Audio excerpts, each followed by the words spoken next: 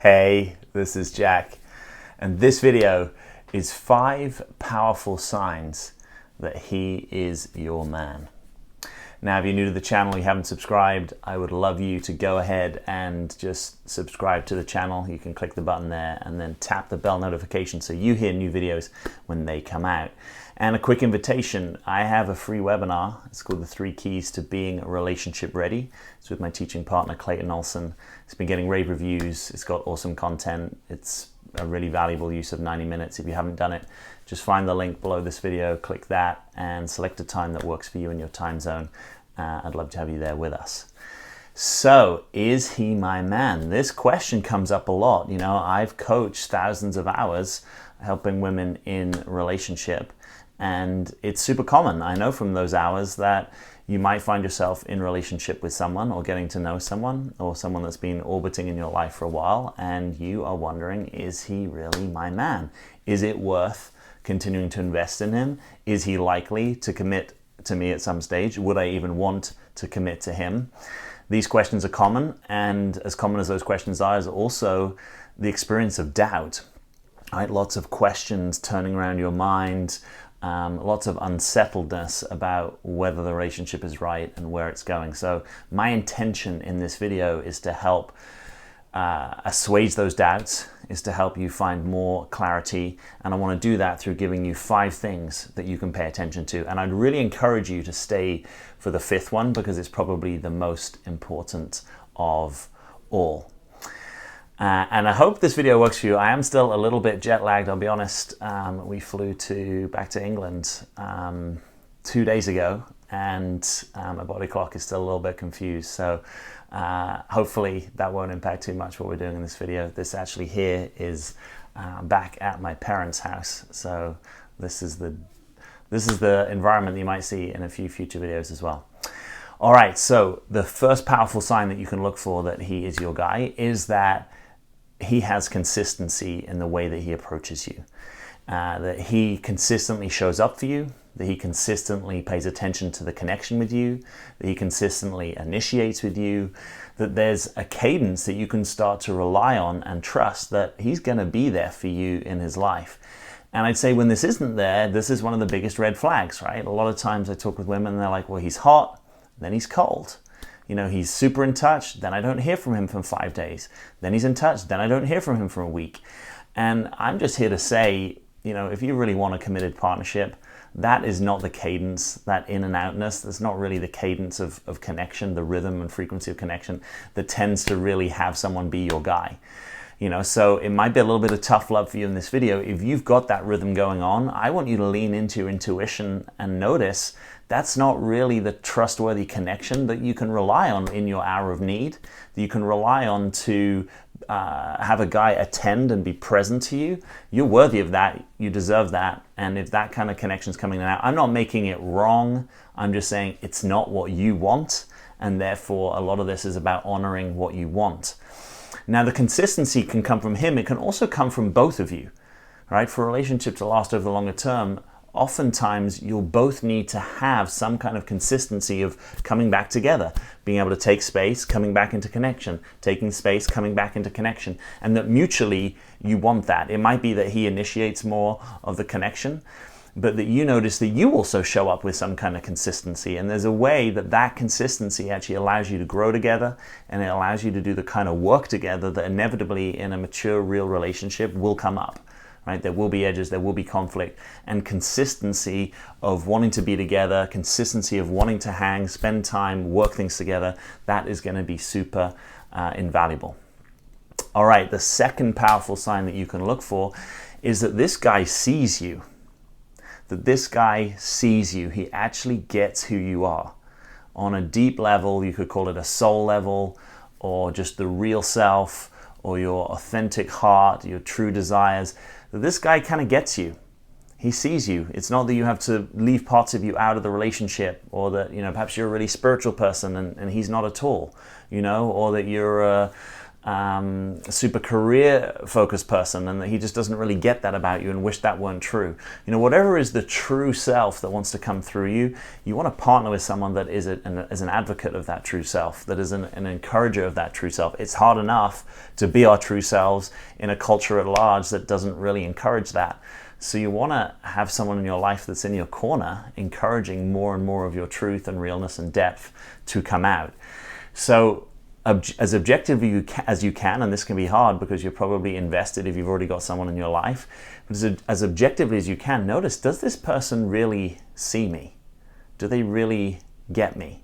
Now, it doesn't mean that you have to have exactly the same hobbies, doesn't mean that they have to have the same career path as you, doesn't, you know, you could be an outstanding musician and they could have very little musical talent, but that they get that your soul is music, and they get why you're nourishing that part of you, why you express in that way. They want to support that expression. They want to kind of be the clapping hands at the back of the room.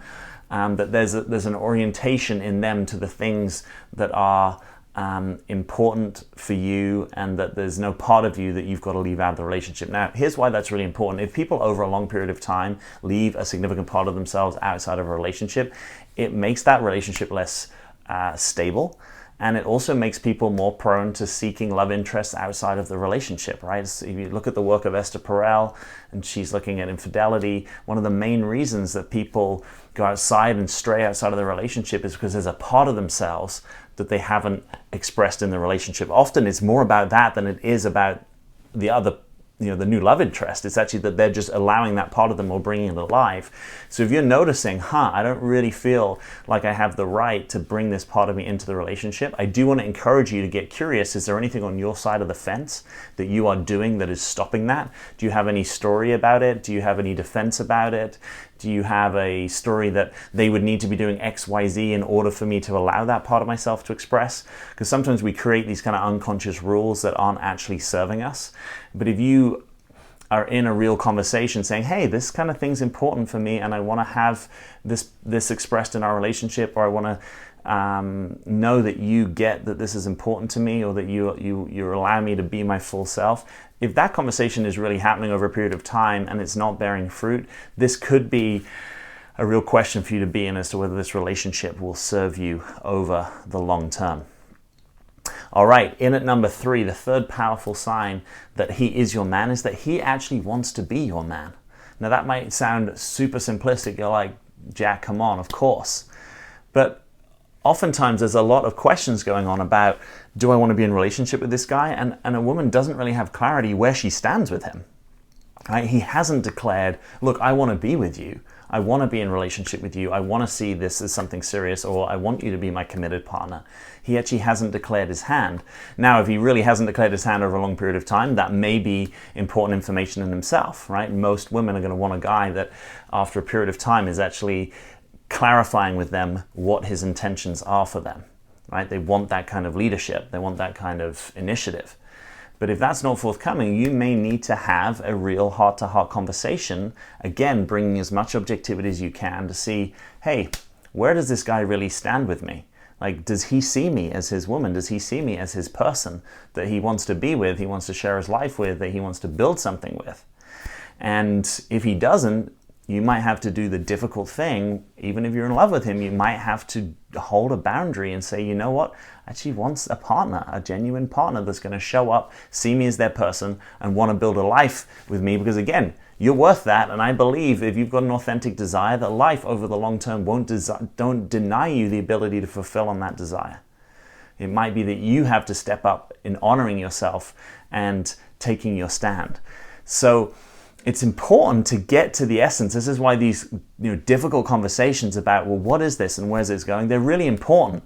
And they're particularly important if you aren't clear. Sometimes guys just make it clear by the way that they show up, the way that they initiate, the way that they choose you and claim you and want to be with you. And if that's not forthcoming, you need to lead into the difficult conversations to know, is it that it just hasn't happened yet? Or in fact, in a lot of instances, is never really going to happen.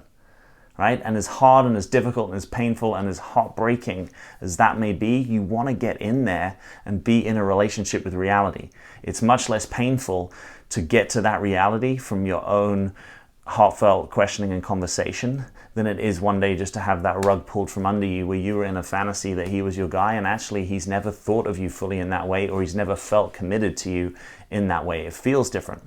It feels different when a guy is orienting to you in that way. So number 3 is, does he look at you as his woman? Now, the 4th powerful sign that he's your guy is that he wants the exclusivity of relationship with you. The vast majority of us, the vast majority of you watching this video, want to have a monogamous relationship with a guy. And ideally, you don't want him stepping into that commitment with you because he feels like he's doing it for you. You want him stepping into that commitment because that's actually what he wants for himself. And that he is somewhat leading and initiating that conversation of, hey, I would really like you to be my girlfriend. Hey, I would really like to be exclusive with you. Or, hey, I would really like to pursue this alone as the serious thing that I'm putting attention on. You want that from him. And if that's not happening, unless you are really up for being in the polyamorous world, which if that's true for you, totally fine. But for the vast majority of you, that probably isn't your truth when you think about the long-term desire that you have in your relationship. You probably want something committed and exclusive. And you probably want that to be an authentic desire on his side of the fence. So if you're having to lead that conversation, if you've been seeing a guy for 6, 9, 12 months, and you're the one that's really pushing on that conversation, that again may be a little bit of a red flag.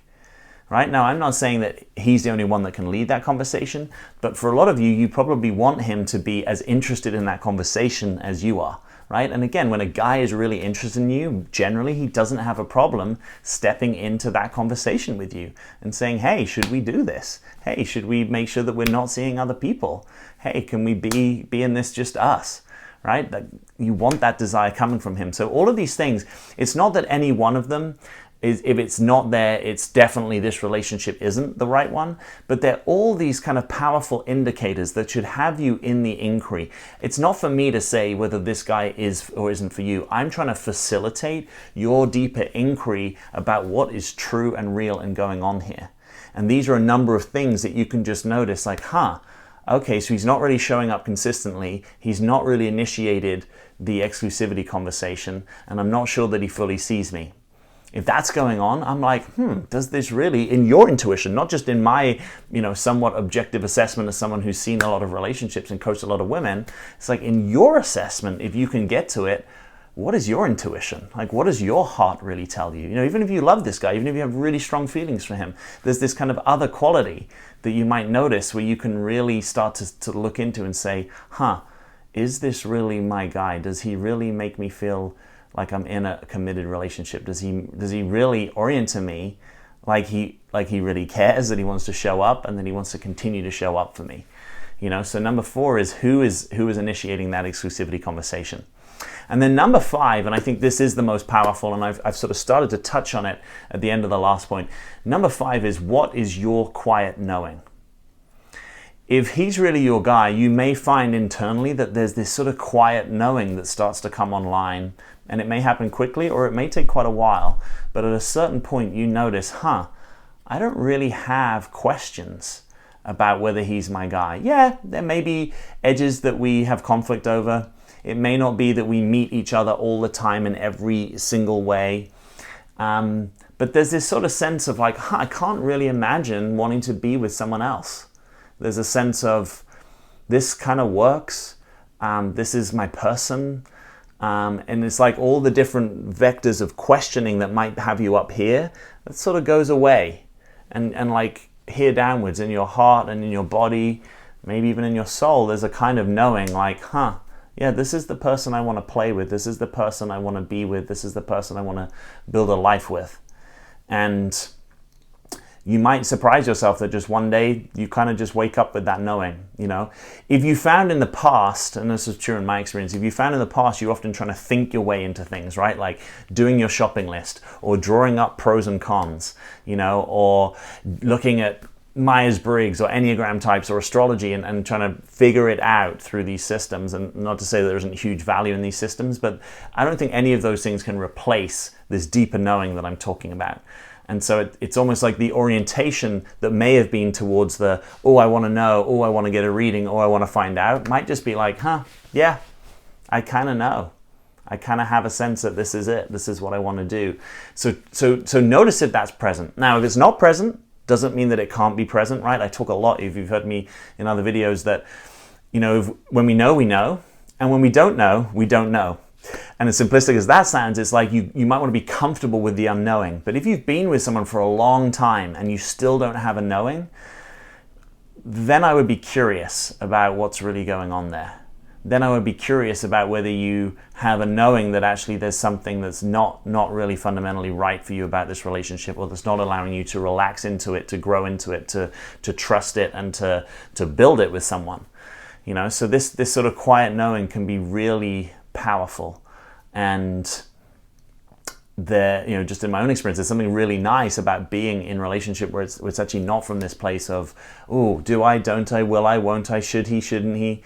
Just a lot of noise. It's kind of like the noise reduces and there's more clarity of seeing and more clarity of knowing. Now, if you're like most of us, you're still going to have your work cut out, right? You'll still have difficult days. You'll still have places of conflict. You'll still have ways that you need to grow up and upgrade patterns that you've had from your past, upgrade patterns when you age regress, better strategies for dealing with conflict. All of that is probably still work that you have to do, but that doesn't get in the way of this quiet knowing that I'm pointing to.